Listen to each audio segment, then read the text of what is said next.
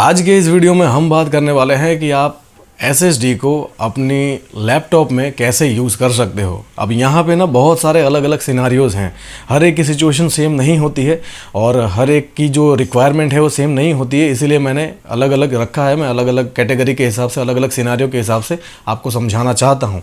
इस particular topic पे मैंने ऑलरेडी पहले भी, आज से ऑलमोस्ट 1-1.5 महीने पहले भी एक वीडियो बनाया था, लेकिन वहाँ पर मैंने कैडी का मैंशन नहीं किया था। और वो इसीलिए नहीं किया था कि जिस यूज़र ने मुझसे वो क्वेश्चन पूछा था उसको अपने सिस्टम में जो वो DVD रोम ड्राइव होता है या DVD राइटर होता है वो भी यूज़ करना था, इसीलिए मैंने वहाँ पे इंक्लूड नहीं किया था। लेकिन आज हम सारे सिनारियो की बात करके उसका एक अपडेट वीडियो ही समझ सकते हैं। इसको सारे सिनारियो में आपको अच्छे से समझा दूंगा।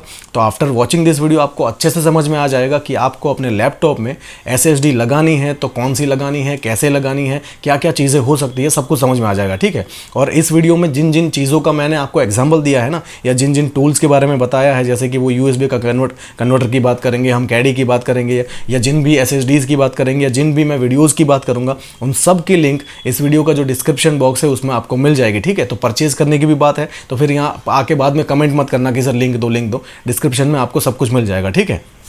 सबसे पहले सिनारियो की बात करते हैं कि जिन यूज़र्स को अपने लैपटॉप में लगा हुआ जो CD, DVD, रोम ड्राइव है उसको यूज़ नहीं करना है, उसको निकाल देना है, उनकी बात करते हैं। और ये सबसे मेजॉरिटी यूज़र्स ऐसे ही होते हैं और सबसे आसान तरीका भी यही है। ठीक है। तो जो CD, DVD, रोम होता है वो बहुत सारे लोग यूज़ नहीं करते हैं, मैं भी यूज़ नहीं करता अपने सिस्टम में। मैंने पिछले 10 साल से कभी भी लगवाया नहीं है क्योंकि वो बहुत जल्दी ख़राब हो जाता है। उसका आज के टाइम में जब से USB पेन ड्राइव आने लगी है उसका कोई काम रह नहीं गया है, लेकिन फिर भी लैपटॉप में दिया जाता है। ठीक है। तो उसको निकाल के आपको अगर SSD लगानी है ना, तो यहाँ पे बहुत सारे लोग गलती क्या करते हैं कि कैडी लगाते हैं और कैडी में SSD लगा देते हैं। अब ये जो DVD रोम ड्राइव होता है ना वो SATA 2 इंटरफेस से कनेक्टेड होता है। ठीक है। तो आपको क्या करना है कि कैडी खरीद के लाना है, 500, 550, 600 रुपये मिल जाएगा, कुछ है जो 1000 के आसपास भी है, लेकिन सब लिंक मैं दे दूंगा, सबसे सस्ता जो आपको लगे वो ले लेना आप। और उसके बाद क्या करना कि जो हार्ड ड्राइव है, हार्ड ड्राइव जहाँ पे लगी होगी ना, जो इंटरनल 2.5 इंच फॉर्म फैक्टर वाली हार्ड ड्राइव, वो क्या होगी कि SATA 3 होगा वहाँ पे। तो उस हार्ड ड्राइव को निकाल के कैडी में लगाना है तो SATA 2 पे हार्ड ड्राइव का काम चल जाएगा। SATA 2 जो इंटरफेस है, प्रोटोकॉल है,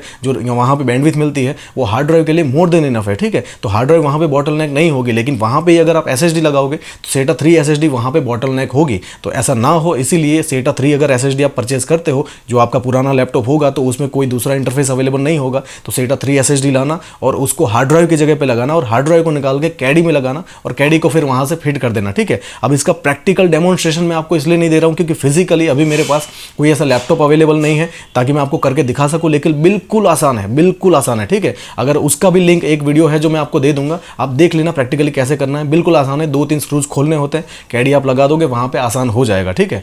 अब दूसरे सिनारियो में बात करते हैं कि जिनको अपना DVD रोम यूज करना है। बहुत सारे यूजर ऐसे होते हैं जिनको DVD रोम यूज नहीं करना होता, लेकिन बहुत सारे ऐसे भी होते हैं जिनको CD, DVD रोम जो लगा होता है ना उसको यूज करना होता है, तो उसको नहीं निकालना। तो इन दिस सिचुएशन अगर आपके हार्ड ड्राइव लगी हुई है तो हार्ड ड्राइव को वहां से आपको निकालना पड़ेगा और एक ऐसा USB टू जो SATA कन्वर्टर है ना वो बाय करना पड़ेगा। उस पर भी मैंने वीडियो बना रखा है। तो जो हार्ड ड्राइव है वो SATA कन्वर्टर पे आप लगा सकते हो, USB कन्वर्टर पे, तो उसको एक्सटर्नली यूज़ कर सकते हो। और जो SSD परचेज करोगे उसको उस हार्ड ड्राइव की जगह पे लगाना। ठीक है। अब ये जो दोनों मैंने बात की ना, कैडी वाली और विदाउट कैडी, ये पुराने लैपटॉप की बात है। मतलब 3, 4, 5 साल पुराना लैपटॉप है, उसमें सिर्फ एक ही SATA पोर्ट अवेलेबल है और एक DVD रोम ड्राइव है। तो इन दिस सिचुएशन ये 2 अलग अलग कैटेगरी हो गई कि जिसको DVD रोम यूज़ नहीं करना है वो कैडी की मदद से कर सकते हैं, वहाँ पर SSD लगा सकते हैं SATA पे, और जो हार्ड ड्राइव निकलेगी उसको भी यूज़ करना होता है डेटा सेक्शन के लिए, उसको कैडी में यूज़ कर सकते हैं। और दूसरे तरीके के यूज़र जिनको DVD रोम है वो नहीं निकालना है, उसको भी यूज़ करना है, तो इनको फिर ये USB कन्वर्टर एडाप्टर परचेज करना पड़ेगा, जहां पे वो हार्ड ड्राइव लगा सकते हैं जो निकलेगी अंदर से, और वहां पे SATA 3 SSD लगा सकते हैं और ऐसे ही SSD का यूज कर सकते हैं। अब उसके बाद बात करते हैं कि कुछ थोड़े से एडवांस यूजर की, मतलब एडवांस तो नहीं लेकिन जिनके पास ऐसा लैपटॉप है जो कि थोड़ा सा मॉडर्न है, तो उस पर हो सकता है कि M SATA पोर्ट अवेलेबल हो। पुराने अगर 2-3 साल पुराना लैपटॉप भी है ना तो उस पर M SATA पोर्ट अवेलेबल होगा। तो आपको ये खोल के लैपटॉप को देखना पड़ेगा कि पहले है या नहीं है। ठीक है। अगर नहीं है तो जैसे मैंने ये कैडी की बात की या USB कन्वर्टर की बात की, उसकी मदद से भी आप SSD सिस्टम लगा सकते हो। लेकिन अगर वहाँ पे M SATA पोर्ट अवेलेबल है तो आप M SATA एक SSD परचेज करो, वहाँ पे लगा दो, hard drive as it is रहेगी, हार्ड ड्राइव को निकालने की कोई ज़रूरत नहीं है। और उसके बाद के सिनारियो की बात करते हैं कि बहुत सारे लैपटॉप में, आज के मॉडर्न लैपटॉप में M.2 स्लॉट भी अवेलेबल होता है। अब ये चीज़ आपको खास ध्यान रखनी है क्योंकि M.2 में अलग अलग वर्जन होते हैं, M.2 SATA भी होता है और M.2 NVMe भी होता है। तो जो भी वहाँ पे है उस हिसाब से आपको ड्राइव परचेज करनी है। ठीक है। M.2 NVMe होगा तो उसमें M.2 SATA लग जाएगी, लेकिन M.2 SATA ही होगा तो उसमें M.2 NVMe नहीं लगेगी, फिजिकली इंसर्ट ही नहीं होगी, ठीक है।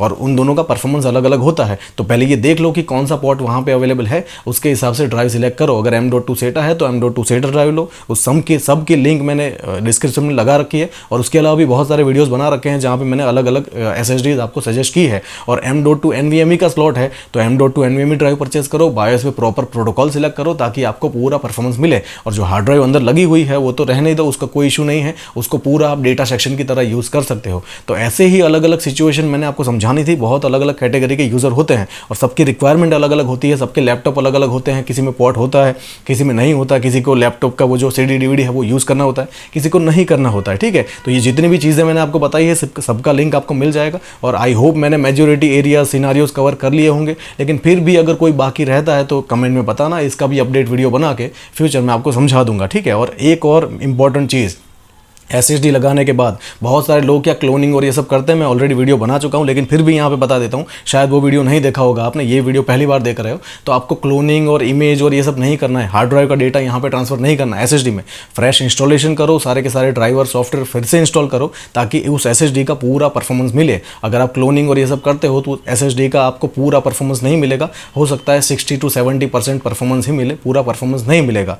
एक और इंपॉर्टेंट चीज़ जो मुझसे पूछते हैं बहुत सारे लोग कि सर मेरे लैपटॉप पे SATA 3 अवेलेबल नहीं है, सिर्फ SATA 2 है, कोई बहुत पुराना लैपटॉप है, तो क्या मैं SSD लगा सकता हूँ? हाँ भाई लगा सकते हो, कोई इशू नहीं है। हार्ड ड्राइव के मुकाबले SATA 2 में जो SSD लगाओगे ना, अगर भले वो SATA 3 SSD हो, पूरा परफॉर्मेंस उस SSD का नहीं मिलेगा, लेकिन फिर भी हार्ड ड्राइव से तो काफ़ी अच्छा परफॉर्मेंस मिलेगा, ठीक है। SATA 2 SSD में भी हार्ड ड्राइव से काफ़ी अच्छा परफॉर्मेंस मिलेगा। और जब आपके पास मतलब पैसे आए और लैपटॉप आप अपग्रेड करो तो उस SATA 3 SSD को उसमें भी लगा सकते हो। लेकिन मैं सबको रेकमेंड करना चाहूँगा कि हर एक यूज़र को आज के टाइम में, हमारे चैनल का कोई भी यूज़र है, चाहे लैपटॉप यूज़र है, डेस्कटॉप यूज़र है, उसको SSD लगानी चाहिए। अब लैपटॉप में कैसे कैसे लगानी है मैंने समझा दिया है, कोई भी क्वेश्चन नहीं होगा, लेकिन फिर भी कोई इशू है तो पूछे, I will definitely answer you. Thank you so much.